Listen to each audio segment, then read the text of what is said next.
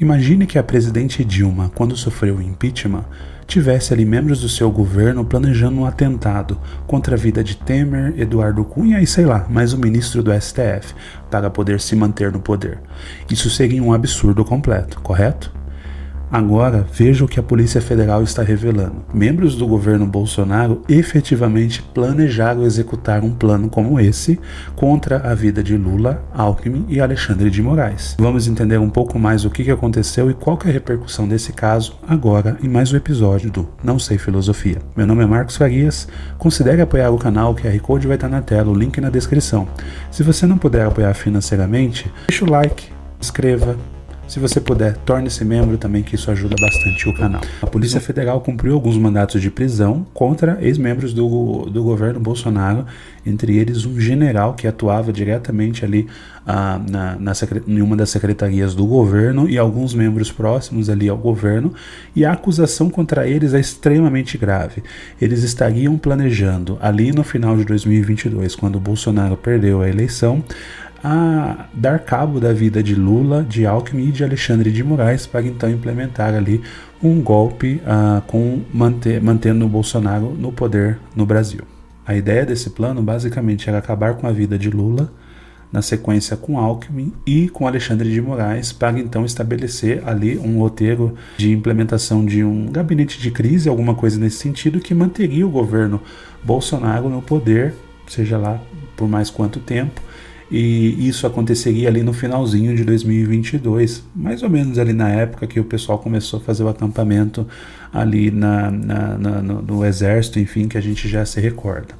Essa é uma notícia extremamente grave. É possível dizer que é a primeira vez na história do país em que um general é preso, acusado de tentar, ou de pelo menos planejar ali um atentado contra a vida de um presidente eleito. É absurdo o tamanho da audácia desse pessoal e de tentar executar um plano que até agora a gente acreditava que ele existia muito mais num formato, vamos dizer assim, burocrático, mas que a gente vê que tinha um viés extremamente violento por trás.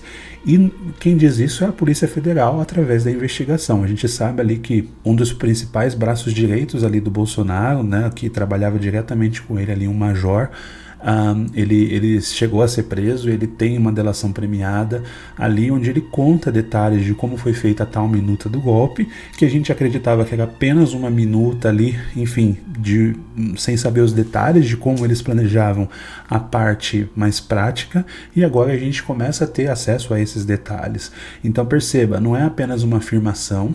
Inclusive muitas teorias bolsonaristas já estão surgindo de que estão inventando isso para poder prender Bolsonaro, sei lá o que, mas na prática a gente está vendo ali que membros diretamente próximos ali ao governo estavam planejando isso. E perceba, o vice-presidente da chapa Bolsonaro, o general Braga Neto, que foi ministro ali durante o seu governo, um dos mais próximos, ele emprestou a sua própria casa para poder ter as reuniões onde esse pessoal planejava o que iria acontecer. Quando a gente começa a olhar mais detalhes desse plano, a gente vê que parte dele chegou a praticamente ser colocado em prática, mas só acabou sendo frustrado ali por condições do que aconteceu nos dias próximos. No caso do Alexandre de Moraes, qual que era a ideia?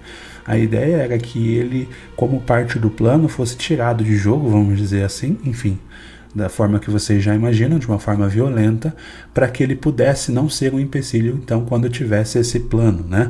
Uma das notícias falam ali que provavelmente seria primeiro o Lula, depois o Alckmin, por fim o Alexandre de Moraes, mas seria ali uma sequência de atos que aconteceria.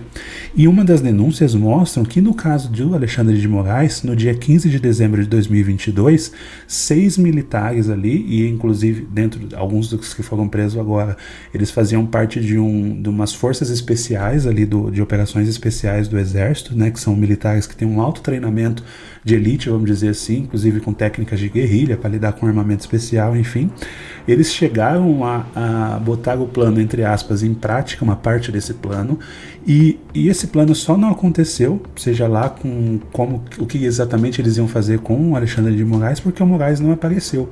Mas efetivamente eles chegaram a trocar mensagens, eles chegaram a se posicionar ali em diversos locais em Brasília, próximo de um local onde o Alexandre estaria. Eles estavam monitorando então os passos do Alexandre de Moraes, mas o Alexandre acabou não aparecendo e esse plano deles acabou sendo cancelado cancelado ali por causa disso. E dentre esses foi encontrado inclusive um documento. Eles atuavam de uma forma muito organizada e esse documento ele tem ali alguns codinomes, algumas frases que são utilizadas muito no meio militar e de estratégia, onde a gente vê que não foi um plano assim de alguém que deu uma ideia qualquer, foi um plano realmente elaborado e pensado. Vou colocar na tela aqui uma parte do que foi divulgado para a gente poder dar uma lida aqui junto e entender como que eles estavam se planejando, né? Então eles falam ali, condições de execução, viável com significativas restrições para uma execução imediata. Somente os REC permitirão uma avaliação mais precisa quanto ao tempo de cumprimento da missão. Então ele fala ali das pessoas que estão envolvidas, né? Possibilidade de êxito, ali tem uma abreviação, médio tendendo a alto. Então eles falam ali do plano, o quanto que esse plano poderia ser exitoso. Os riscos, danos colaterais muito alto, captura alto, baixas ali a gente sabe, né? Você quer perder vidas de pessoas. Impacto e sensibilidade. O impacto político muito alto, impacto social muito alto. Então eles estão falando do impacto que esse plano traria na sociedade. Os RECs já estão em curso com dificuldades relativas, principalmente ao comboio de segurança do alvo e os protocolos de segurança que o mesmo vem adotando há algum tempo. Então ele fala ali que os alvos que eles tinham, e a gente já vai falar sobre eles tinham ali um plano de segurança robusto, em forças de segurança robustas, comboios, enfim, e que isso poderia ser um empecilho, né? Enfim, toda essa análise de qual seria o risco de fazer esse ataque. Algumas PSBs, algumas possibilidades já foram levantadas para a ação principal, enfim, a execução desse plano. Entretanto, ainda são necessárias avaliações quanto a locais viáveis, condições para execução, olha só, tiro a curta, média ou longa distância, emprego de munição ou artefato explosivo, possibilidade de reforço da Polícia Federal e proteção ao alvo, bem como a intervenção de outras forças de segurança. Então eles estão falando ali de um ataque, eles estão falando de possibilidades de como aquele ataque seria feito e que existiria a possibilidade de um contra-ataque das forças de segurança ali. E aí eles trazem uma outra opção, isso foi ventilado ali em alguns jornais, talvez você tenha lido em algum jornal. Outra possibilidade foi levantada para o cumprimento da missão, buscando o elemento químico e ou biológico. O envenenamento do alvo, preferencialmente durante um evento público oficial. O nosso REC também está levantando condições para tal linha de ação. Então basicamente ele está falando assim, se não der certo a gente, né, usar um artefato explosivo, um tiro à distância, sei lá o que, uma possibilidade seria envenenamento ou algum agente biológico, químico, enfim. Então foi levantado outros alvos, enfim, aqui aí continua o documento e ali eu vou citar os três aqui que ele comenta nesse documento, que seria o JECA, que é classificado como presidente Lula, e ele fala ali da condição de vulnerabilidade do estado de saúde. A gente sabe que o presidente Lula já é um idoso, já passou por diversas intervenções cirúrgicas, tratamentos, enfim, tem uma saúde vulnerável e que por isso o envenenamento e uso de química e remédio poderia ali causar um colapso orgânico, neutralização, que abalaria toda a chapa vencedora. A chapa vencedora aqui que ele fala é a chapa da eleição. Então, a ideia seria neutraliza o Lula e vai abalar todo mundo ali da chapa. E na sequência ele fala do Joca, que a polícia identificou como sendo o Geraldo Alckmin.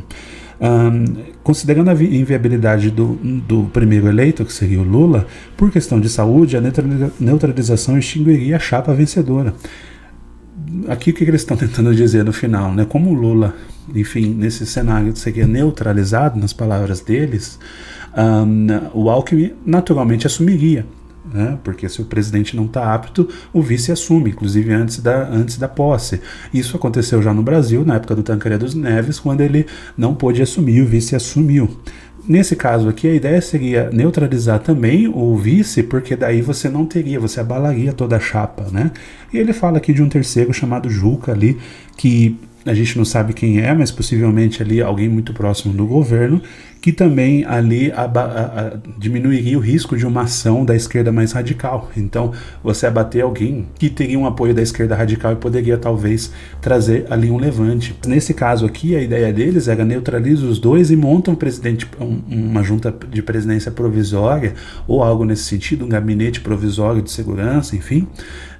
Um dos documentos fala inclusive que o general Heleno estaria à frente desse tal gabinete, e então a ideia seria dar continuidade no governo Bolsonaro, porque o Bolsonaro Bolsonaro ainda não teria passado, né, entre aspas, a faixa, a gente sabe que ele nem passou, e então nesse caso aconteceria isso, ele basicamente continuaria no poder. O que eu queria chamar a atenção aqui, como eu já comentei, é um fato grave, é um fato inédito na história do país, onde o general é preso suspeito de planejar ali um atentado contra a vida de um presidente eleito.